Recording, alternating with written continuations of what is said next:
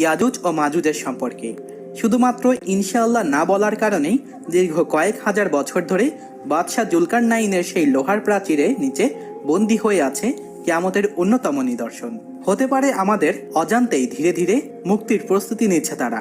কিন্তু প্রশ্ন হচ্ছে, এই ইয়াজুজ এবং মাজুজেরা আসলে কারা? তারা কোথা থেকে আসবে? তারা কেন এত ভয়ঙ্কর? আর বাদশাহ জুলকারনাইন সেই লোহার প্রাচীরের পেছনে এতদিন ধরে কেন তারা বন্দী রয়েছে? আর সবচেয়ে গুরুত্বপূর্ণ ব্যাপার, কবে এই প্রাচীর ভেঙে তারা পৃথিবীতে নেমে আসবে? আজকের এই ভিডিওতে আমরা জানবো ইয়াজুজ মাজুজের আসল পরিচয়, তাদের বংশধর কারা এবং মুসলিমদের প্রতি তাদের এত শত্রুতা কেন। তাই আজকের এই গুরুত্বপূর্ণ ভিডিওটি না টেনে একদম শেষ পর্যন্ত দেখতে থাকুন, কারণ আজকের এই ভিডিওটি হয়তো আপনার অজানা অনেক প্রশ্নের উত্তর দিবে এবং কিয়ামতের পূর্বে রহস্যময় ঘটনাগুলোর একটি স্পষ্ট ধারণা দিবে।